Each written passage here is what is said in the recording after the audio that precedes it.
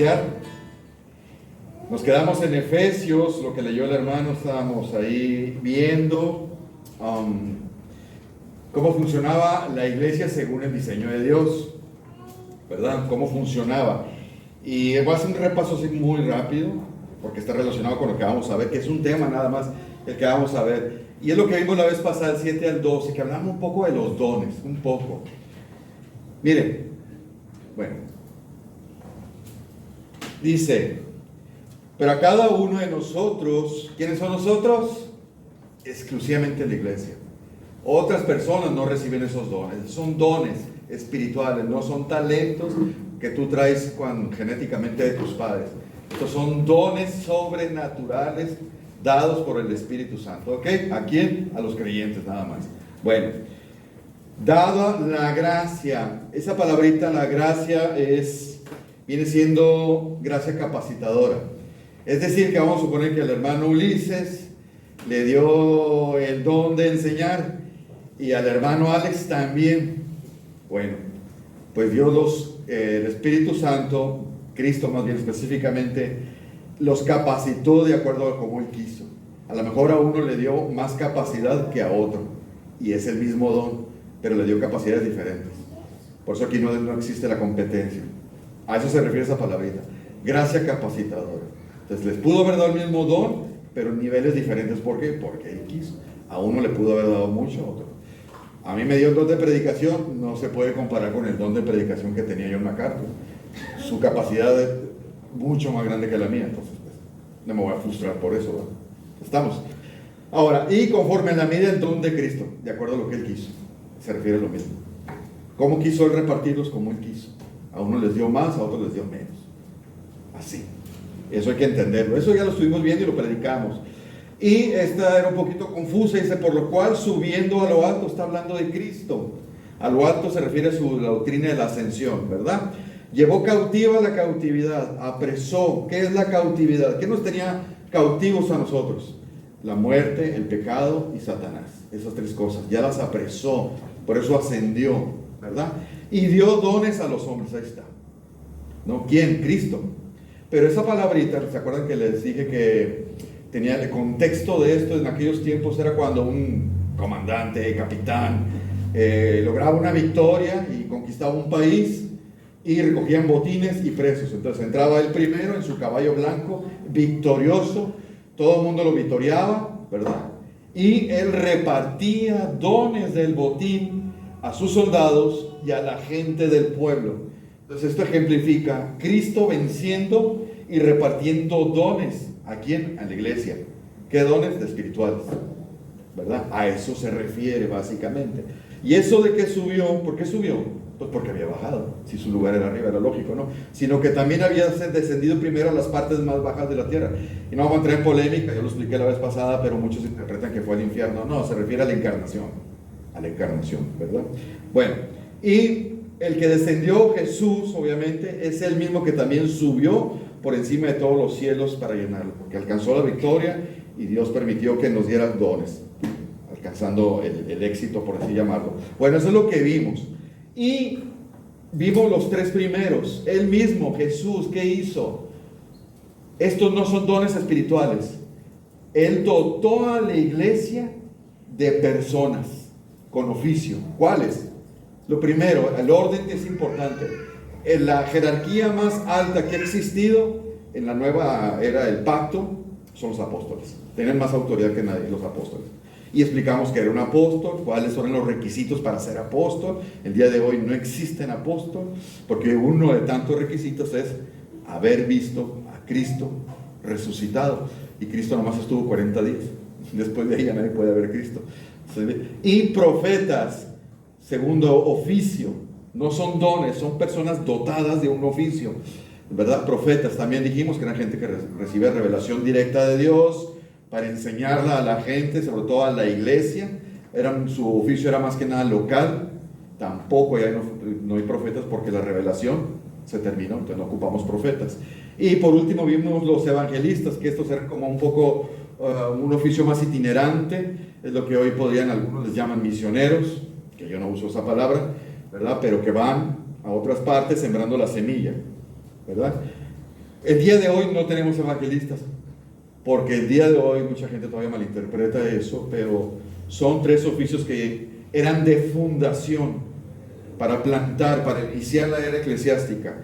Una vez que se acabó, quedaron pastores y maestros, que es lo que quiero explicar el día de hoy, ¿verdad? Entonces, vamos a entrar de lleno a esto para explicarlo. El problema aquí, bueno, aquí en el español se puede malinterpretar, pero en el griego es más fácil. Si te fijas, menciona profetas, a otros evangelistas, a otros pastores, y luego pastores y maestros. Esa preposición "y" no es igual que la "y" de nosotros. En el griego tiene otra connotación y nomás está aplicado a lo último. ¿Qué quiere decir eso? Esa palabrita quiere decir que habla de 2 ministerios, pero de una persona. ¿Se entendió? No está hablando 2 personas ahí, pastores y maestros. No, pastores, maestros quiere decir. Eso es realmente lo que quiere decir. Pastores y maestros.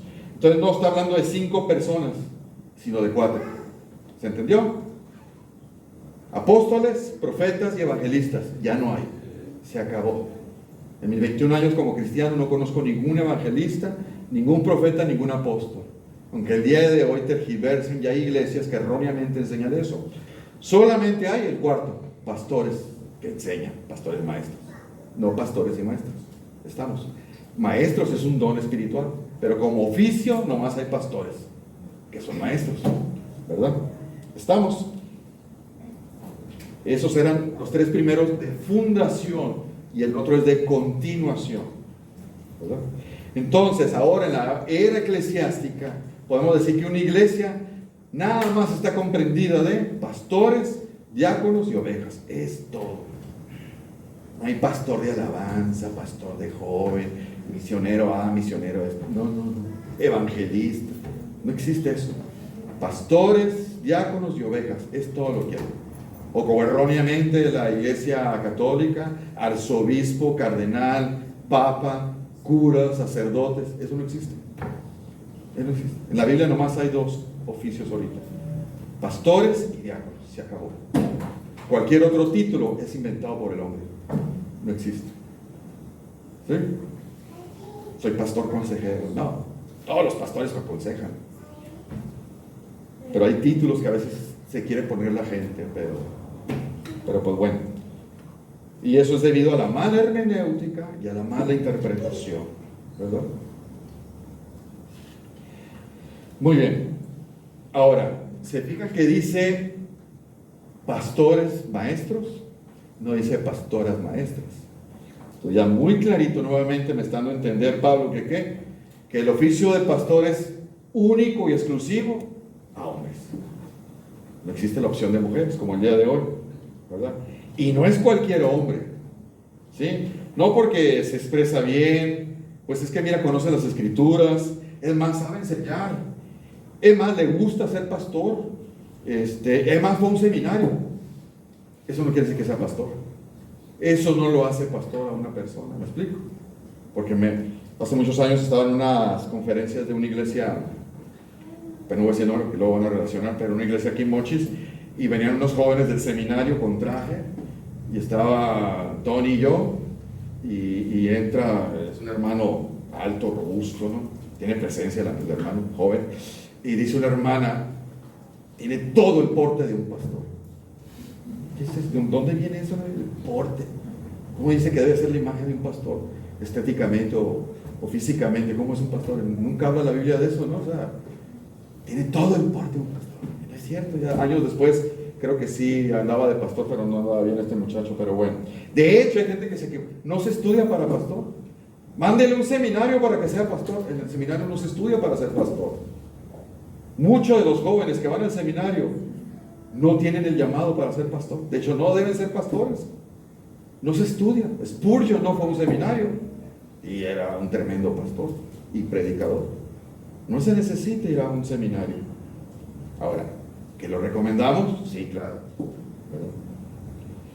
Mira, un pastor es una persona ordinaria y común.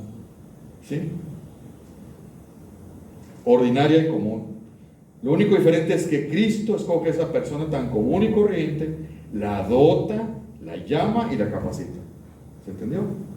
La dota, ¿sí? Le da el don, el oficio, la llama y la va a capacitar. No es nada místico, ¿verdad? No es nada de que es que yo de joven fui a un campamento misionero y fuimos a un ranchito y estaba un rebaño de ovejas y yo les hablé y me siguieron. Entonces creo que Dios quiere que sea pastor de ovejas. No, porque hay mucha gente que busca eso. Quiero sentir que Dios me confirme en mi corazón. No sé cómo es eso yo. Cada vez que la gente dice eso, ¿qué es eso de que me confirme en el corazón? ¿Qué se siente en el corazón? Si el corazón es bien engañoso. O sea, si hoy siento sí, mañana siento que no, ¿cuál es la respuesta? ¿Me explico?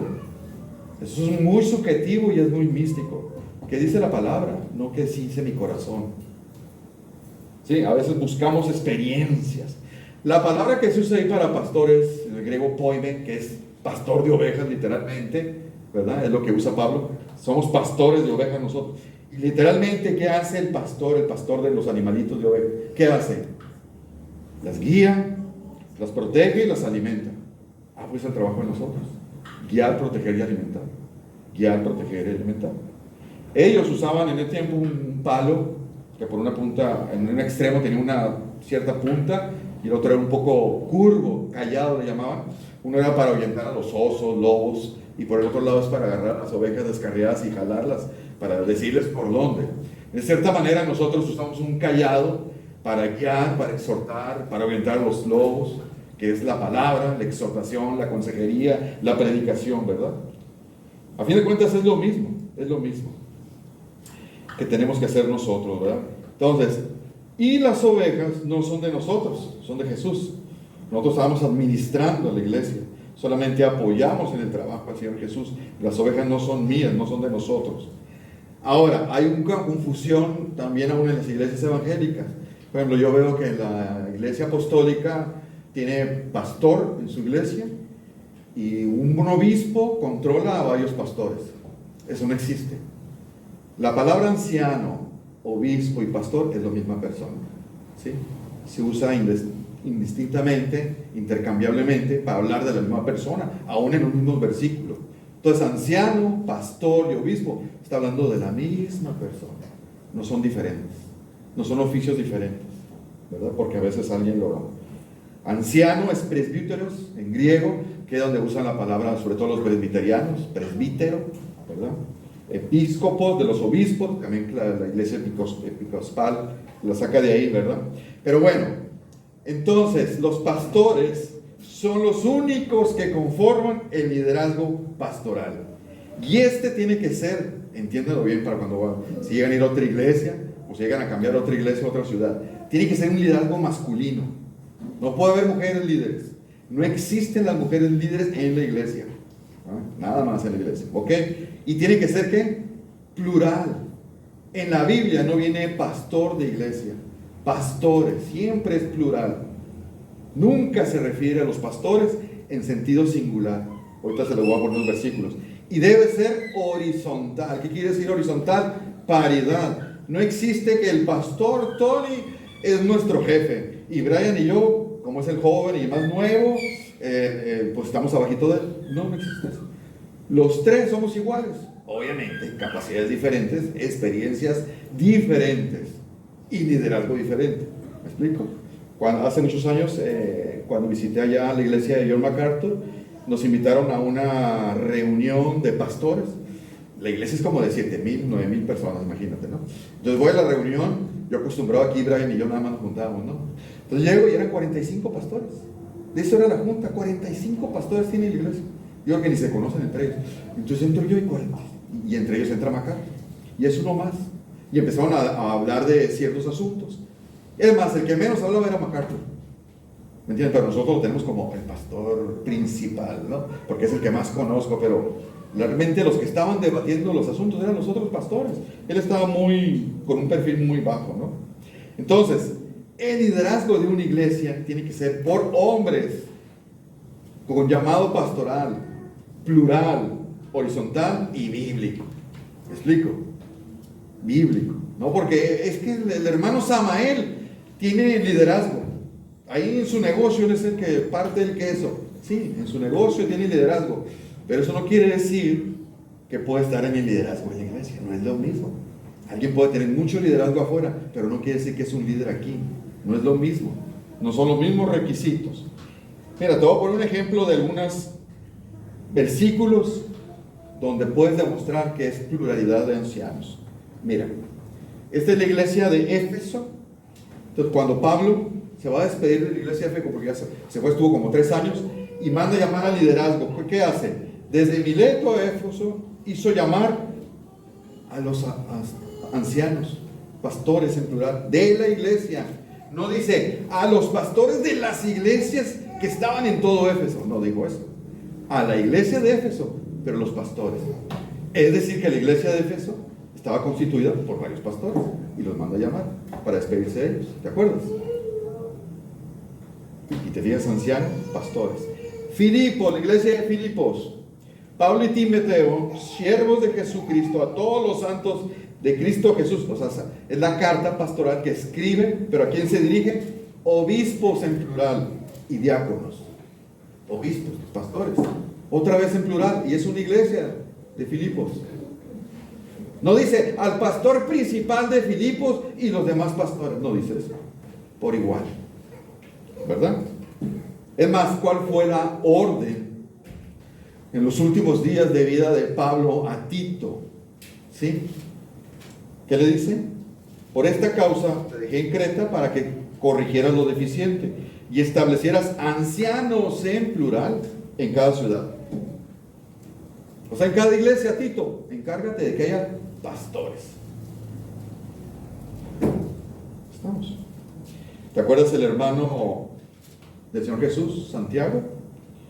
Que él se quedó en la iglesia de Jerusalén, que era como la iglesia central, madre. Entonces muchos toman de ahí como, mira, Santiago era uno de los pilares, dice la Escritura. No era el pilar, era uno de los pilares. Era un pastor más. Era un pastor más. Cuando el Señor levantó a los 12, eran 12. No era Pedro y sus apóstoles. Pedro tenía mucho liderazgo, igual que Juan y San, ¿sí? Pero no era el jefe de los apóstoles. Eran 12 apóstoles por igual.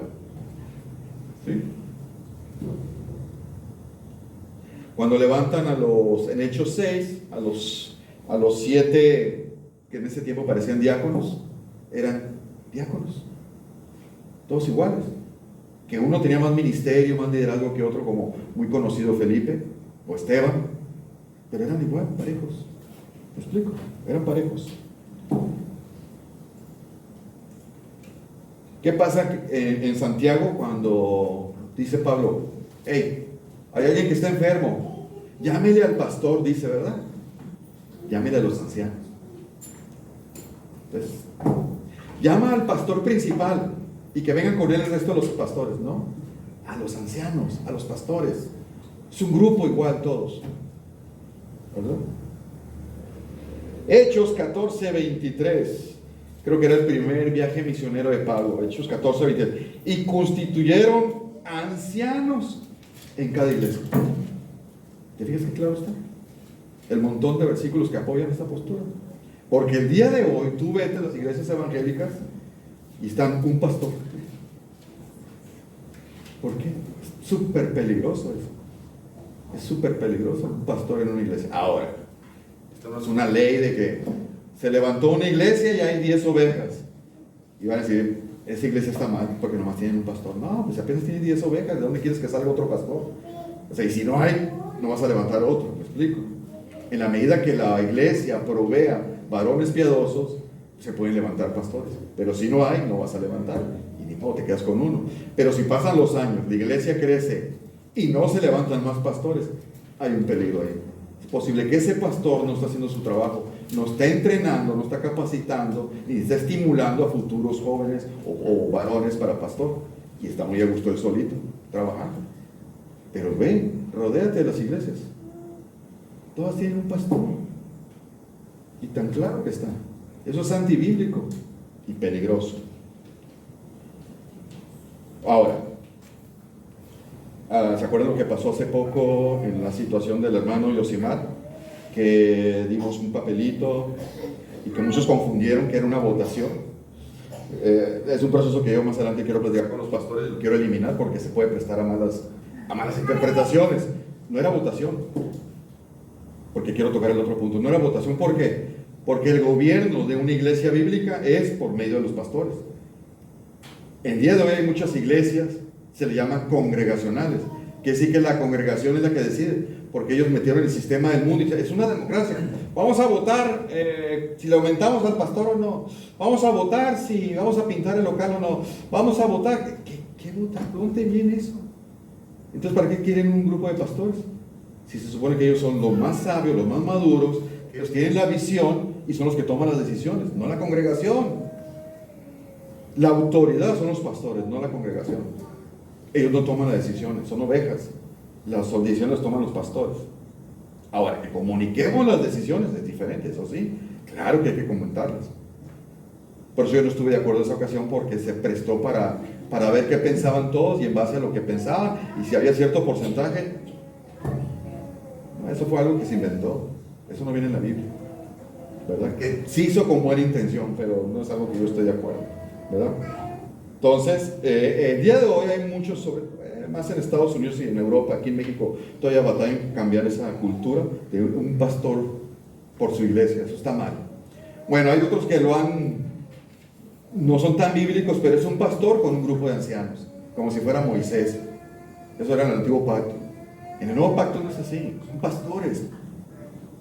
Entonces hay iglesias que dicen, bueno, si somos plural, yo soy el pastor y tengo mi grupo de ancianos. No. Puede funcionar, pero no es correcto, ¿verdad? Entonces son los tipos de gobiernos que se dan. Lo correcto es un grupo de pastores bíblicos dirigiendo, con la misma autoridad. No uno, porque sería el mismo caso, que es el que toma las decisiones y los otros le siguen. Ahora, por ejemplo, en nuestro caso, Tony es el más nuevo, yo ya tengo algunos años, Brian tiene muchos años. Yo reconozco que aunque tenemos el mismo nivel de autoridad, Brian tiene más experiencia que yo. Lo tengo que reconocer, ¿cuál es el problema? Pero eso no quiere decir que si Brian dice A, yo le voy a decir A. Como él dijo A, yo le voy a decir A. No, pues vamos a ver, analizar su propuesta, a ver si es correcto, él se puede equivocar. Y Tony, que es más nuevo, pero puede traer mucha innovación o ideas más jóvenes y mejores, que nosotros estamos ya un poco más cuadrados en algunas cosas, ¿verdad? Miren, este es el otro día que fui a la casa del hermano Esteban, lo tenía así, es el versículo favorito de él ahora que quiere ser pastor, mira, para que veas por dónde va. Es el pasaje favorito de él. ¿No? Se ve luego el interés para dónde va a ser, fíjate. Esa es una orden, Es un imperativo, obedeced a vuestros, otra vez en plural, a vuestros pastores, porque dice, obedezcan a su pastor, obedezcan a sus pastores, ¿y qué más? Y sujétense. Obviamente está hablando de pastores bíblicos, ¿no? Si es un amigo que anda mal, pues entonces ahí sí ustedes tienen que hacer algo y platicar con el resto de los pastores para que quiten a ese que está mal o que lo disciplinen. Dice, porque ellos velan por sus almas, como que quienes van a dar cuenta, de hecho lo vamos a hacer, para que lo hagan con alegría, no quejándose, porque esto no es provechoso. Ahí está, pastorear. Apacentar es la palabra pastorear. La grey de Dios no es mía, ¿verdad? Ese rebaño es de Dios, que está entre ustedes. Y ahí está, cuidando de ella, no por fuerza, no autoritariamente, sino voluntariamente, y no por ganancia deshonesta, sino con ánimo pronto. Y no como teniendo señorío. El señorío se refiere así como ser muy autoritario y someter. No, yo no voy a someter, ustedes se tienen que someter. Es como con la esposa, yo no someto a Alicia, ella se tiene que someter, ¿verdad? Y siendo ejemplos. Ese es un liderazgo bíblico, alguien que es ejemplar, bíblicamente hablando, ¿ok? Ahora, otro punto importante que casi nunca se toca en las iglesias. Estoy hablando del oficio de pastor, ¿no? Para que me sigan el tema que traigo. También es el favorito de Esteban, ¿verdad? Dice, los ancianos, que son los pastores, ¿qué dice? Que gobiernan, ahí está. Entonces no gobiernan la congregación. Es el grupo de pastores que gobiernan, que dirigen, son los que tienen la autoridad por Dios. ¿Sí? Sean tenidos por dignos de doble honor. ¿Sí? Y esa expresión, digno de doble honor, se refiere a al salario, vaya, el apoyo económico, ¿verdad? Entonces dice, pero especialmente, a lo mejor, mira, vamos a suponer que fuéramos Por ejemplo, en el caso de la iglesia de MacArthur, que son, ¿qué? 45, no todos predican. Creo que MacArthur predicaba el 60% y el resto los demás. Entonces, dice, mayormente los que trabajan en predicar y enseñar. Hay unos que van a ser más dotados para la enseñanza y la predicación, pues que esos prediquen más que el otro. Dice, pues esos que cumplen con su principal función, que es predicar y enseñar, págales bien. Págales bien, a eso se refiere, ¿verdad? Y cita un versículo del Antiguo Testamento: no pondrá el bozal al güey que trilla, porque es digno, obviamente, ¿verdad?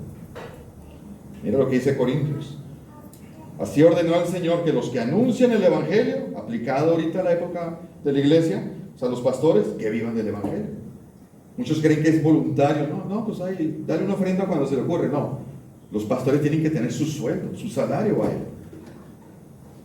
Tristemente aquí en México, bueno, casi no se da, que ni siquiera están registrados, entonces no tienen seguro, y el día que estén viejitos ni pensión van a tener. Entonces, ¿qué va a pasar con él y su esposa? La iglesia no pensó en eso. En Estados Unidos es como cualquier otro trabajo. Hay entrevistas, te mandan solicitudes. ¿Sabes qué? La iglesia de Kansas envió solicitud y me hacen una entrevista y me dicen: aquí está tu propuesta, te vamos a pagar tanto de salario, te vamos a dar carro, casa, no sé, X, y tu seguro social y un retiro para cuando, si te quedas con nosotros, como cualquier otro trabajo. Pero aquí no, aquí está muy subestimado el oficio de pastor. Claro que tampoco nosotros hemos ayudado mucho, ¿no? Hay muchos pastores que han dado muy mal testimonio. Por eso, mira, les rogamos, dice Pablo, o sea, es tan importante, les ruego, ¿qué cosa? Reconócelos. Es que realmente, la verdad, no se valora a los pastores. El oficio pastoral no se valora.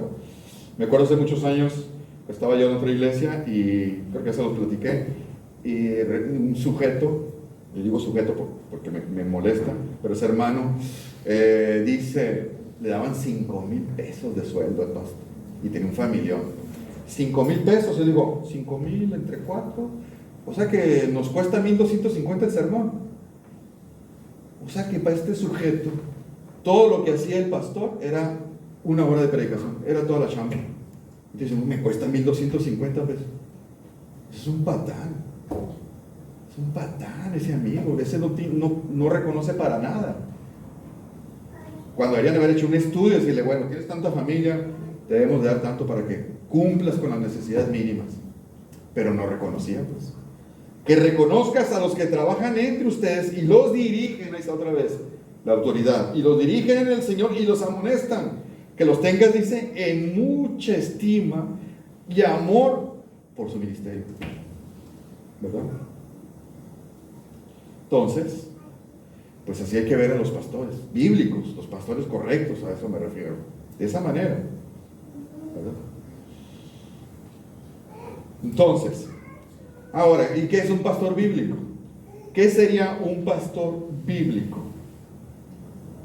Número uno, pues, tiene que ser un varón, y varón masculino, No digo que hay pastores que tienen la voz delgada, no me refiero a eso, no hay ningún problema. Es varón masculino, se nota que es hombre, no tiene ningún problema con ello. ¿Sí? Sí, porque hay pastores homosexuales, eso no puede ser. No puede estar ordenado un pastor homosexual, ¿no? En toda la extensión de la palabra es un varón, es un hombre. Habla como hombre, parece hombre y se viste como hombre. A eso es lo que voy. Mira, lo primero que debemos hacer es, ahí están, en ese versículo son los requisitos. Si alguno anhela, ahí está, ese es el llamado. Tiene que tener un llamado de Dios. ¿Sí? Obispado, que es lo mismo que pastor. Pues qué bueno, dice, buena obra desea. ¿Verdad? Pero luego ya vienen los requisitos. Entonces, todo empieza con un llamado de Dios. Esa palabra anhela es como extenderse, pero esforzarse mucho por alcanzarlo. Es un llamado muy fuerte. ¿Sí? Es algo que Dios pone en el corazón de esa persona y nada lo va a hacer cambiar. Es más, esa persona tiene la opción de dedicarse, no sé, a lo mejor es médico y le va muy bien como médico, pero si tiene el llamado, posiblemente deje su profesión para ser pastor, aunque esto vaya en su perjuicio, no importa.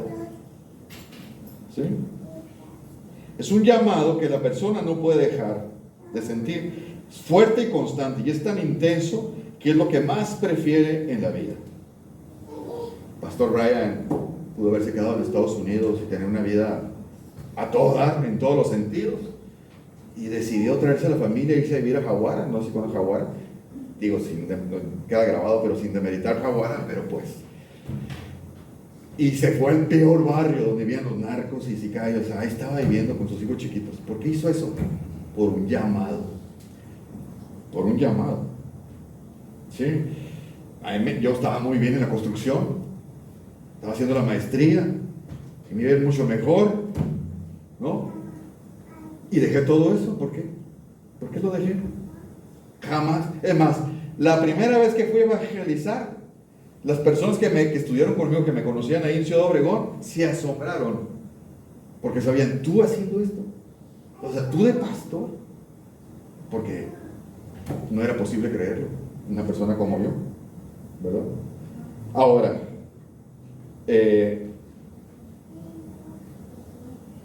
no más cuidado con eso, del deseo, ese llamado interno, ¿no? Porque una cosa es que Dios te llame y otra cosa es que yo ponga ese deseo en mi corazón de ser pastor. No es lo mismo. A lo mejor a mí me gustaría ser pastor, me gusta predicar, me gusta enseñar, pero eso no quiere decir que Dios me esté llamando. ¿Sí? Puede haber confusiones ahí. Ahorita lo comento un poco más adelante. Ahora es la vocación de esta persona. ¿Y cómo se manifiesta? ¿Qué evidencias hay? Mira, número 1, las personas tienen que empezar a decirlo, ¿no? Hermano Esteban, se me hace que a usted lo está llamando Dios. Hermano Esteban, se me hace que usted debe ser pastor. O sea, la gente se va a empezar a dar cuenta que Dios te está llamando, porque va a haber ciertas actitudes en ti, ¿sí? Y la persona, sin ser pastor, empieza a sentir ese llamado y, aunque sea muy inmaduro y esté muy nuevo, empieza sin querer a pastorear a las personas. Yo lo hice y mal, porque no sabía, les platiqué también que había una hermana que tenía problemas en la iglesia y la cité, nos tomamos un cafecito, cosa incorrecta, yo solo con ella, y la empiezo a aconsejar y digo, bueno, búsquese un psicólogo, le dije. O sea, yo pastoreando, cuando tenía meses de nuevo. Entonces, era el que sí es pastor y me dice, ¿qué estás haciendo? ¿Me explico? O sea, pero se da, de repente hay un gran interés por las personas de la iglesia. Tienen mucho interés. Yo sé que aquí todos se interesan por todos, pero el que tiene el llamado se interesa por todos. Hay mucho interés. Mucho interés. Ahora, no es lo mismo. Mira, también en una ocasión, cuando estaba en otra iglesia, teníamos nominación para pastor y diáconos. Y unos 3 meses antes se ponían bien activos algunos varones. Bien activos, bien serviciales. Iban a todas las actividades, a todos los estudios, opinaban en la escuela dominical, ayudaban a mover sillas. Y tú dices, ¿por qué? Porque ahora están activos. ¿Sí me entiendes? O sea, te digo para cuando vaya a haber una nominación de pastor, tú tengas ese filtro y puedas evaluar. No porque alguien sea muy sociable, no porque alguien sea muy buena onda, ¿sí? Que sea popular, que le guste aconsejar, tenga el llamado para pastor. No precisamente. Acuérdate de Absalón, que se ponía en las afueras del pueblo para solucionar los problemas que su padre no alcanzaba porque estaba muy ocupado. Entonces él atendía y él sí escuchaba a todos. Era muy lindo, muy guapo, muy buena onda Absalón, pero sus motivos eran otros. Cuidado con eso, hay que tener discernimiento, ¿verdad? Ahora, hay personas, bueno, dentro del llamado, otra de las evidencias es que tiene un deseo enorme por estudiar la palabra, pero para profundizar, tiene mucho interés. Alguien que quiere ser pastor y no le gusta estudiar, mira, Tony, desde el kinder batallé para llevarlo a la escuela. Mira, lo agarrábamos, ya iba enojado, no quería desayunar, lo agarraba al carro así, lo agarraba porque no quería subirse. Yo lo agarré, lo tenía que poner en el asiento chiquito. ¿Cuántos tienes a los kinder? 5 años, 4, no sé. Y llegamos a la puerta como gato. Era un broncón llevarlo y dejarlo ahí. Entonces nos turnábamos, Alicia y yo, ahora te toca llevar el Toño, ahora yo. cuando me tocaba a mí era un problema, porque yo tenía que irme al trabajo y yo se lo aventaba a la maestra así, el chamaco. Bueno, ¿qué quiero decir con eso? Nunca le gustó la escuela. Nunca. Fue terrible en la escuela. Era muy inteligente, pero era terrible. Él no estudiaba, no hacía las tareas. Él pasaba con el mínimo. Y vamos, y hasta la universidad fue así. O sea, yo como papá en ese sentido fue, ay, Tony. Pero bueno, ¿qué pasa? Un día, yo estaba encargado de los jóvenes. Y ese día, la verdad, dije, ay, los jóvenes, como son muy apáticos normalmente, dije, no te van a dar el estudio. Entonces le dije, Tony, dale el estudio tú.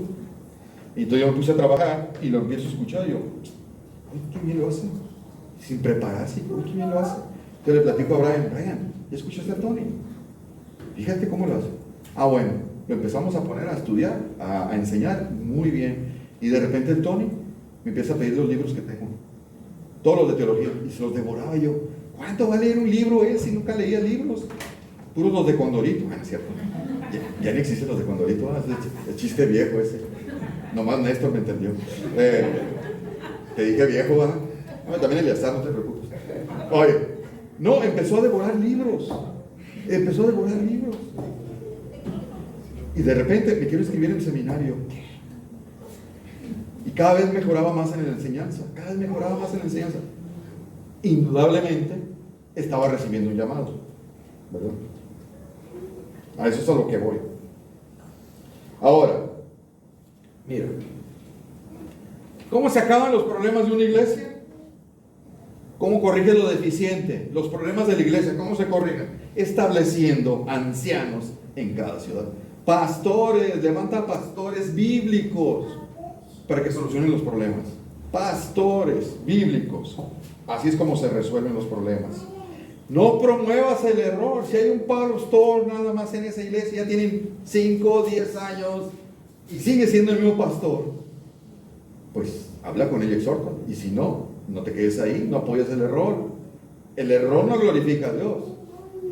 ¿Cómo es que pasan años y no capacita, entrena, estimula, promueve otros pastores nuevos? ¿Por qué? Está muy a gusto dando el solo dirigiendo la iglesia. Cuidado, no apoyes el error. Y si no es bíblico, menos. Dile que se siente.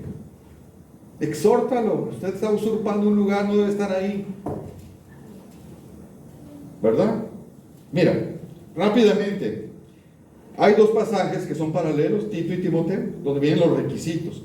Lo voy a leer así muy rápidamente y lo voy a explicar muy brevemente, porque eso ya lo hizo el pastor Tony, pero es para que tengan una idea. Mira,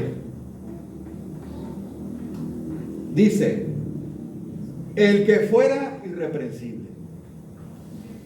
Ahí está, el que fuera. Si no es, ni se te ocurre, no, pero es que predica muy bonito, es muy buena onda, es muy lindo, trata muy amable. Sí, pero no es irreprensible. No lo pongas, no lo pongas. Me cae muy bien, no lo pongas. ¿Sí? Y lo repite en el 6 y en el 7. Es necesario que el obispo sea irreprensible. Así. Ese es el requisito global, que engloba todo. De ahí se desprenden los demás. Además, Timoteo, mira cómo lo dice. Si alguno anhela obispado, buena obra es, pero es necesario que el pastor sea irreprensible. Si no, no lo pongas. ¿Sí? ¿Pero qué es irreprensible? De conducta irreprochable, sin tacha alguna, libre de acusación verdadera, no perfecto, no que no peque, ¿sí? Sino que no haya nada que... ¿Sabes que yo acuso al pastor Don Antonio? ¿De qué me acusas? Y compruébamelo. Que no haya nada que acusar. Eso es. Que no haya nada que acusar a la persona. ¿De qué? No, es que el otro día yo vi al pastor Brian en los mariscos con su esposa y tenía una Tecate. ¿Y qué es eso? ¿De eso lo vas a acusar? Hace como 2 años nos acusaron, bueno, no nos acusaron de frente, supimos que alguien levantó una acusación contra el pastor Brian y yo, de que a Daniela y Alicia eran nuestras segundas esposas. Y esa persona ni nos conocía, no sé cómo se levantó ese chisme. O sea, acusaciones va a haber, pero que sean justificables es otra cosa. Entonces, que nos pueden acusar, pero a ver, demuéstramelo. La palabra dice que a menos que Dice Timoteo 5:19, contra un pastor no admitas acusación si no es con 2 o 3 testigos. El caso que acaba de pasar, nosotros teníamos como 10 testigos. Era más que evidencia. Eso es ser irreprensible, que no haya una tacha en su carácter. ¿Ok? Que no haya una tacha. No perfecto.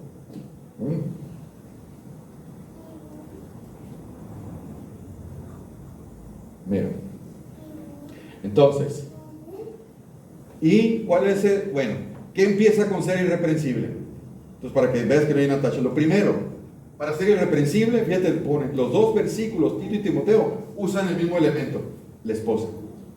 Es lo más importante en el pastor, la esposa. De hecho, una esposa puede descalificar. ¿Sí? Si es chismosa, yo me tengo que sentar. Marido de una sola mujer. Y aquí hay mucho debate, pero significa fidelidad.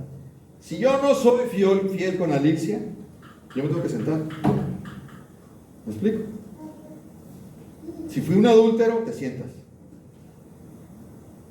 Oye, pero ya no me entiendo con Alicia. Alicia, ¿sabes qué? Vamos a darnos un tiempo, vamos a divorciarnos. Me tengo que sentar. No puedo ser divorciado. Dejo de ser irreprensible si hago eso. ¿Se entiende? Estamos ambientados. Es decir, es el pastor. Solo tiene ojos y corazón para su esposa. Si ven que uno de los pastores le brillan los ojitos cada vez que saluda a una hermana o ve a una mujer, cuidado.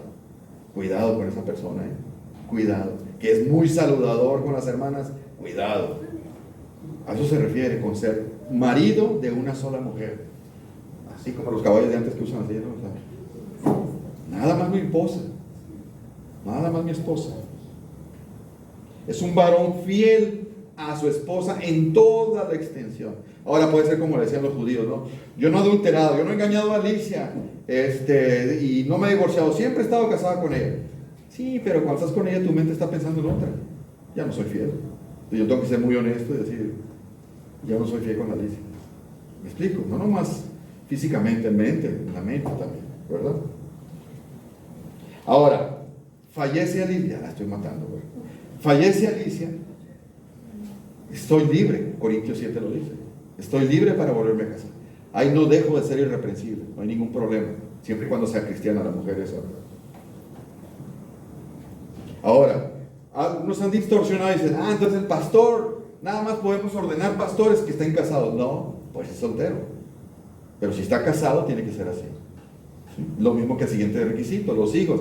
Entonces tiene que tener hijos. No, puede ser soltero, puede no tener hijos, no pasa nada. Pero si está casado, tiene que ser fiel. Y si tiene hijos, ahí dice, que no estén acusados de disolución, que se porten bien, que se sometan a su autoridad, a su liderazgo. Pero si no es cabeza, no puede ser pastor. Dice, si no gobierna el hogar, ¿cómo va a gobernar en la casa, en la iglesia? ¿Verdad? Ahí está. Los dos hablan. Hay pastores, yo hace muchos años le pedí a un diácono que se sentara porque él no gobernaba a sus hijos. Es un hombre grandote y su hijo era chiquitito. Le dije, tu hijo es un caos en la iglesia. Y esos 10 kilos te controlan a los 130. No tienes carácter, no se le dije con esas palabras. No tienes carácter, tienes que sentar. Porque se supone que los pastores y los diáconos son el ejemplo de la iglesia. Entonces, ¿cómo va a ser un ejemplo alguien que ni siquiera tiene autoridad con sus hijos? No los educa bíblicamente, no los disciplina bíblicamente, pues no puede ser pastor, te sientas. ¿Verdad? El cómo trata a la esposa. ¿Cómo tratamos a nuestras esposas y a nuestros hijos? Tenemos que ser un ejemplo. Pero si soy un patán, si aquí soy muy amoroso, muy X, pero en la casa trato como sirvienta Alicia. Hey, ¿qué pasó ahí? No puede ser eso, ¿verdad? Ahora, hay un bloque de cosas que no deben controlar a un pastor. Ay, espérate, se me fue.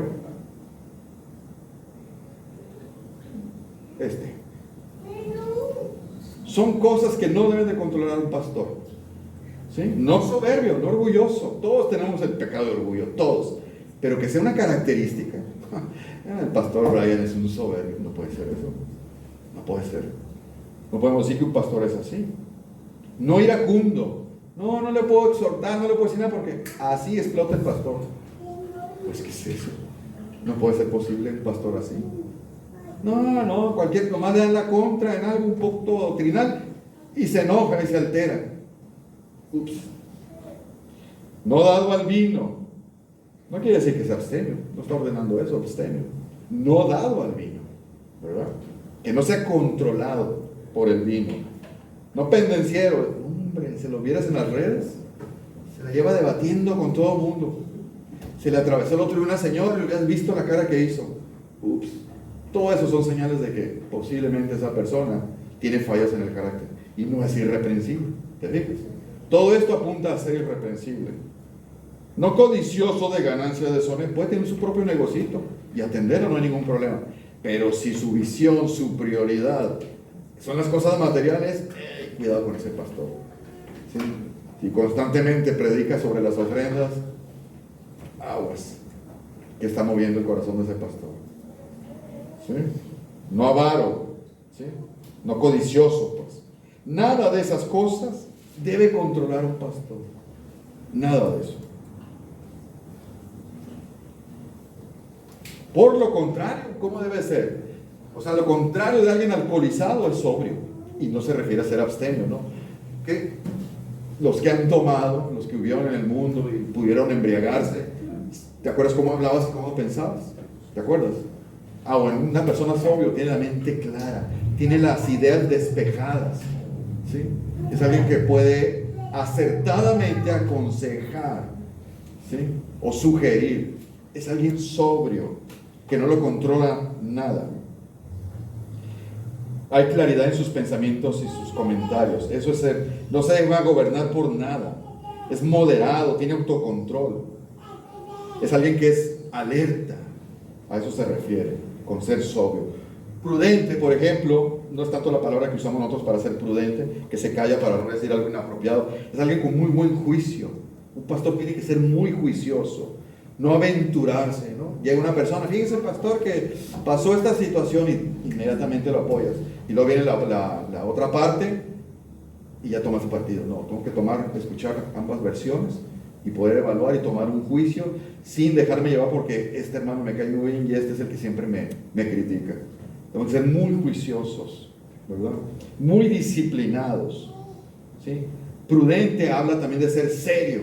Y serio no se refiere a la idea que tenemos el día de hoy de alguien que no hace bromas, que su cara es así, estoica. No. Serio en los asuntos importantes. A eso se refiere. Un pastor es serio. Decoroso, es modesto, decente, ordenado, ¿sí? No es alguien que le gane el caos, sino que tiene bajo control, ordenada su vida, ¿verdad?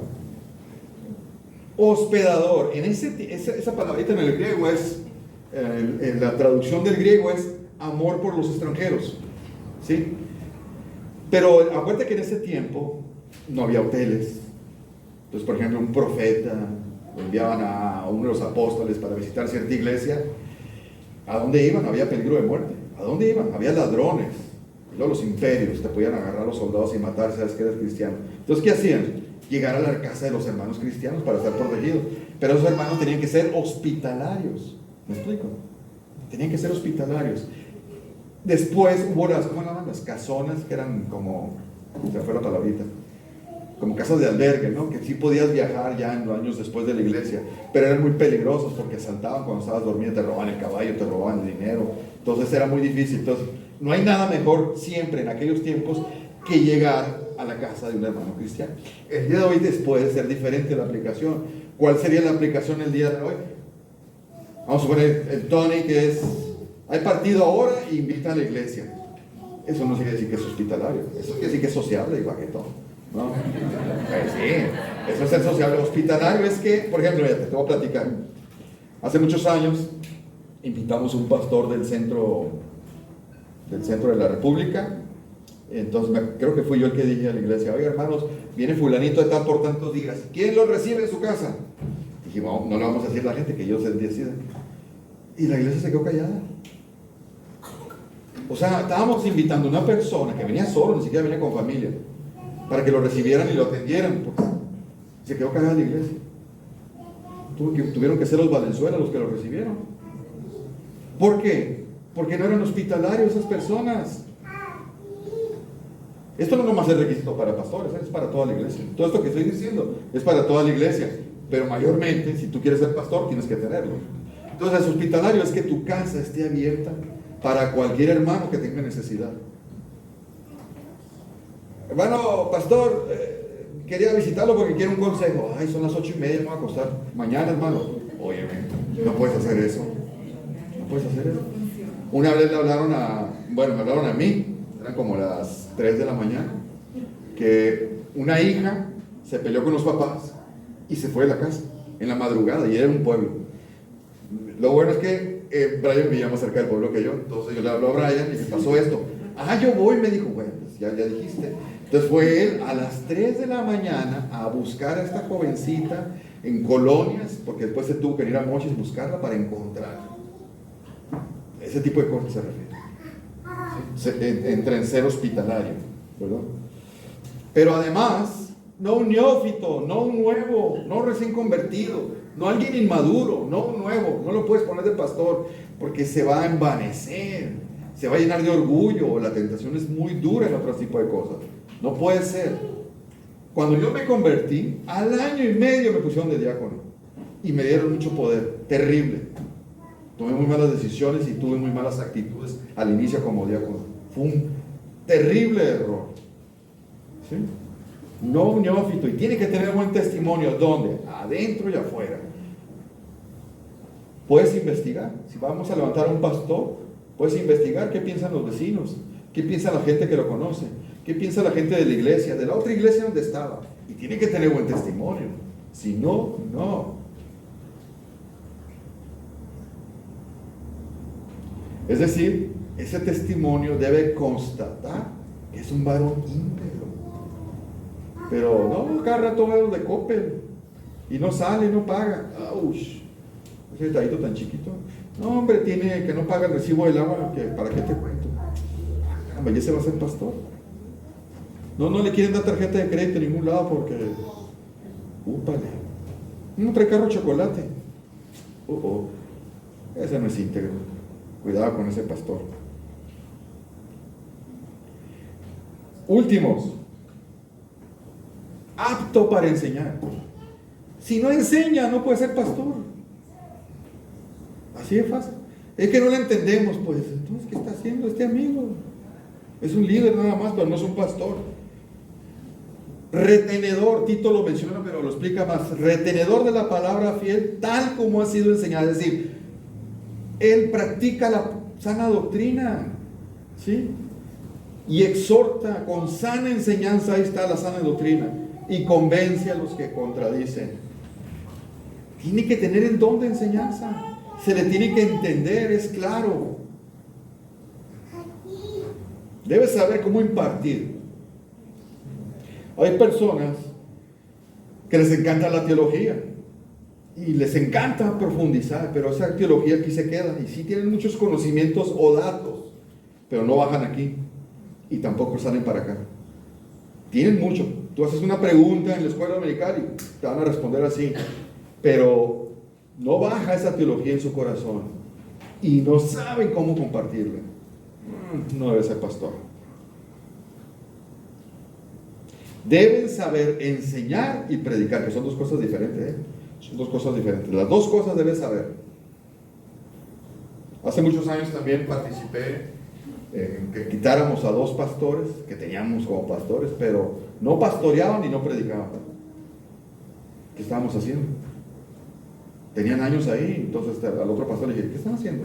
Porque esas personas los tenemos de pastor si no predican y no pastorean. Y la sentaron. Estaban usurpando un lugar, no tenían por qué estar ahí. Ahora, el día que vayan a ordenar a un pastor, tienen que tener el don de pastor, el don de enseñanza, pero los frutos son más importantes. Estos son los frutos, que tenga el carácter. Lo demás, si a lo mejor no aprende a predicar, no te enseña muy bien, puede desarrollarlo y aprenderlo, pero es más importante el carácter, que sea irreprensible. Que sea irreprensible es lo más importante.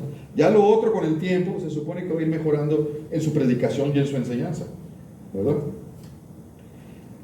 Ahora, todas estas son características para un pastor, pero también para las personas. Ustedes tienen que ser irreprensibles igual, ¿verdad? Ahora, no es lo mismo, todos estos requisitos que vimos, las debemos de tener para ser pastor, pero siempre se puede crecer más. Entonces, a lo mejor, si somos prudentes, pero a lo mejor nos falta más prudencia, ¿verdad? Si somos sobrios, pero nos falta más sobriedad. Si somos hospitalarios, pero a lo mejor nos falta más. O sea, no estamos descalificados, pero tenemos lugar para crecer los pastores. Siempre. Si dices, no, yo estoy al 100, pues hay un peligro ahí. Eso es bien soberbio ese amigo. ¿Sí me entienden lo que quiero decir? O sea, no sean tampoco tan exigentes de que quieran a Jesucristo por pastor. Pues no, denos chance de crecer, ¿verdad? Y exhórtenos. Si usted dice, hermano, siento que usted pues no es muy hospitalario, ¿verdad? Pues exhórtenos, no hay ningún problema. Exhórtenos para que nos ayuden a crecer, ¿verdad? Amén.